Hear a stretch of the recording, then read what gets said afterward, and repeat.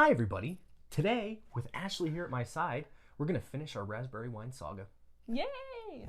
So to kind of review like the recipe, what's in here, what we put together, this originally started with 5 to 6 pounds of organic raspberries, 3/4 a gallon of water, and half a teaspoon pectic enzyme, and then we used Lauven 71B yeast. So there weren't any tannins added to this, there weren't any acid adjustments. Obviously, I didn't use like an acid blend because there's enough already. It is just straight raspberry wine.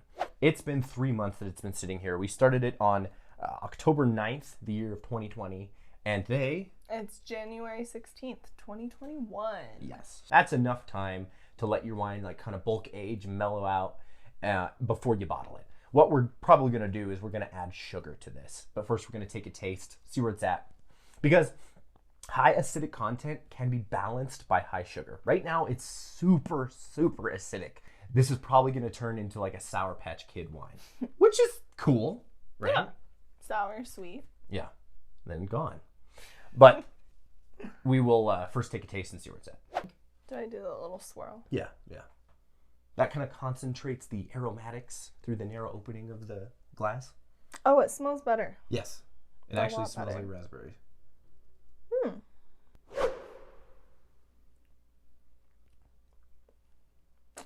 Still a little sour.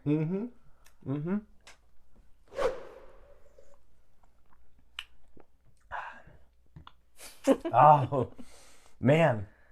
The acid content of like sour beer is really high. This is like a sour wine. They don't make wine this way. This is, you cannot buy this anywhere else. So, okay, it's a fun little experiment. We're gonna add enough sugar to bring it to a semi-sweet range, like where if you went to like Total Wine and it labeled semi-sweet, that's the amount of sugar it'll have first. We'll taste it. See, that's good. If we want more sugar, we can then add a little bit more to bring it to like dessert wine levels. Having tasted it, what we want to do, since we know we want to add some sugar to it, is we want to add stabilizers. We're going to be adding 2 things.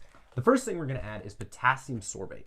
Potassium sorbate is a chemical that you add to your wines right before you back sweeten them, right before you add sugar after fermentation. What it does is it coats the yeast cells that might still be in here, because there are some still in here, and it keeps them from reproducing, so that when you add sugar to it, there's a much less risk of restarting the fermentation. Were you not to add potassium sorbate and the fermentation were to kickstart up again in the bottles, they would eventually explode. Boom! So in order to prevent that, or at least to really reduce the risk, we add potassium sorbate. Second thing we add. Go ahead and explain it, Ashley. Okay, so the second thing we add is potassium metabisulfite. That's an interesting pronunciation. What's that? Metabisulfite. Metabisulfite. I think is how you pronounce it. Yeah. Okay. So potassium metabisulfite does 2 things. The first thing it'll do for your wine is it'll kill any bacteria or germs in here that might spoil it over time. And the second thing it does is prevents oxidation. All right. Over time in a wine bottle, even if it's corked, oxygen slowly gets in there. If you don't have sulfites, it'll spoil within 2 years. Now what that means is oxidized wine tastes flabby. It's not like toxic to humans, but the flavor's all gone. To preserve your wine, to preserve the color and the flavor for 10 years or more, you need to add sulfites. That's what we're gonna do. But before I add them in, we're gonna rack this into a pitcher. Okay, siphoning time. The only thing you need to do to get siphoning right, among a few other things, is have your original vessel, the source, elevated above wherever you want the liquid to go, because then the gravity can make the siphon work, okay? And this is the auto-siphon. Now, Ashley, if we didn't have the auto-siphon part, if we just had tubing without this pump, how would we make the siphon go? You would have to suck on the end of it to get it to flow through like you do when you're sucking out gas from a car. Oh, so funny. She wanted to recap the joke from last time. It's been a while since I've siphoned. Look at that flow. You know, if you Google it, how siphoning actually works, it's not completely understood by science. It's not. And you know, anybody who thinks it is lying to you. There's a couple theories about why it works. It is essentially a gravity feed, but like the specifics of it, people don't know. I just realized when we filmed the last video, we had a little quart jar of raspberry wine as well. You'll notice it's not here. It's because when I was moving, it spilled over onto the floor of my car. Miles. It was very upsetting. But we have a little over a gallon. which is a good amount of wine, you know. How was it cleaning that up? I need to clean my car. We're definitely leaving that part out. But I thought you should know the truth. Now we add our preservatives. Add half a teaspoon of potassium sorbate. Oh, they look like little sprinkles. Yeah. As Ashley astutely pointed out, it looks like sprinkles. You would put on a cake. All right, pop it in there. With the potassium sorbate, you don't have to worry too much about getting exactly half a teaspoon. With potassium metabisulfite, if you overshoot it, you risk tasting sulfites in your wine. And there's no way to get rid of that. It'll never age out.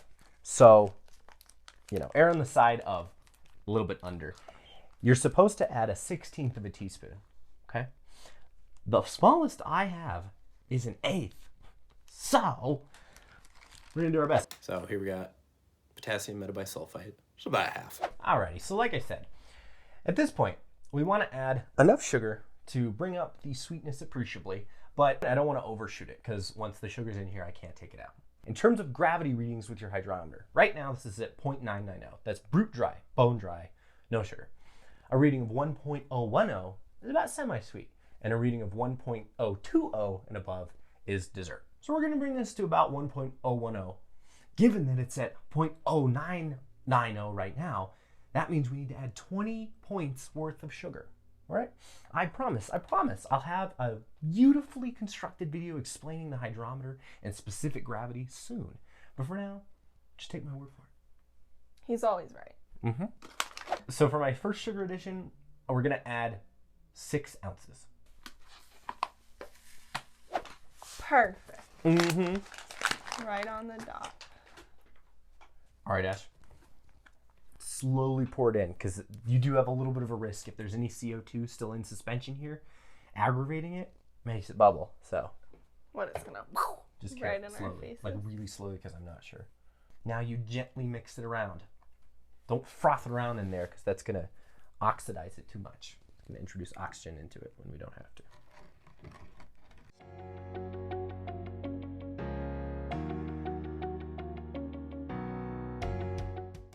It's mixed in there now, so I'm just gonna take a quick little hydrometer reading and check to see how much that sugar addition increased the gravity. So, okay, the final gravity here is 1.008. It's 2 points shy of where we were shooting for. Fine.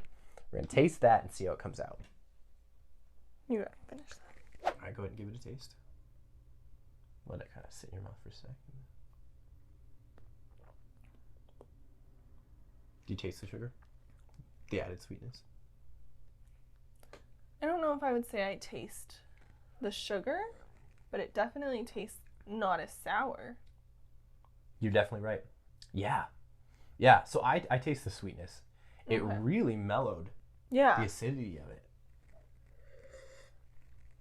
It went down like a lot If you want to better. take another sip. So I don't know about you, but I'm happy with it. I wouldn't want to add more sugar. No, I think it would that be would too sweet. No, I think it's good. I'm surprised that sugar helped so much. Yeah, I was thinking we'd have to do at least like 1.020, like really dessert. This is just semi-sweet, but it tastes, wow. It tastes so much better. It tastes so much better, and we didn't add that much sugar. No. Because now it tastes a little tangy, but it doesn't taste. Yeah, it still has like the tang, but it's not like I'm pretty sure when I tried it the first time. Yeah, like, oh. Yeah. Great. I'm really happy about that. So now we bottle it. Okay, so the Auto-siphon is back, but this time with an addition. This is a bottle filler, all right? It has a little release valve here at the end that when you pull up and it's pressed out, the liquid does not flow. When you press in, like at the bottom of the bottle, liquid flows. So it allows you to control the flow, to stop the flow when a bottle is done and move directly to another bottle. That's cool. Isn't it? All right, hashtag, go ahead and initiate. That's my new nickname. Uh-huh. For anyone wondering, hashtag. Sorry if you can't see us behind all this stuff. Okay. Go ahead and initiate it.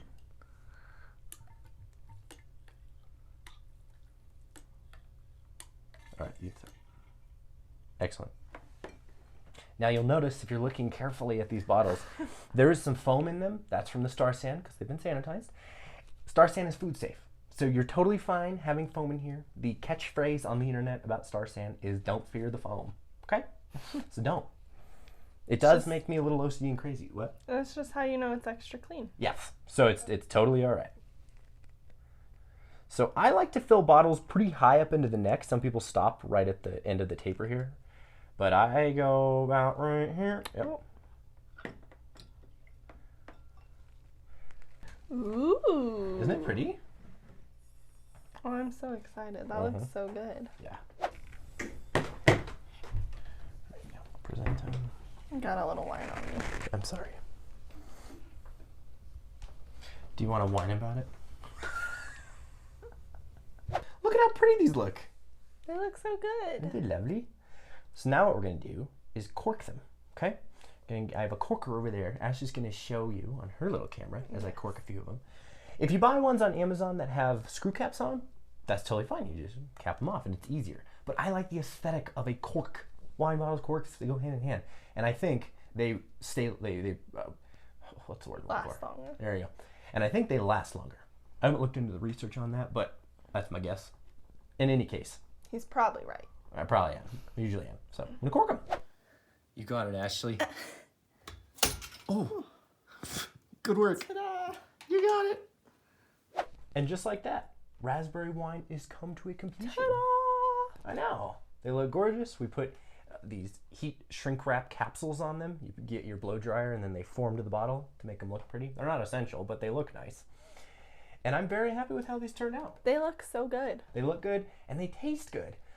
Honestly, my takeaway from adding the sugar and how much it improved the wine is that you can't trust anybody online, because I posted of my plight with the raspberry wine and I was like, this is super sour, did I do something wrong? And everyone said you added too many raspberries. You shouldn't have used 6 pounds, you should have used 2 pounds because it's just way too acidic. And when I said, well, what about back sweetening? What if I add sugar to kind of balance the acidity? Everyone said no, you couldn't add enough sugar to appreciably balance the acidity. It wouldn't work out. Well, it did. It honestly tasted great. Just goes to show, you need to do this on your own. Don't take anybody's word as like an expert. Experiment with things, figure it out. Thank you, my dear, sweet, and lovely friend, for joining me. I had a really good time. Thank you, Miles.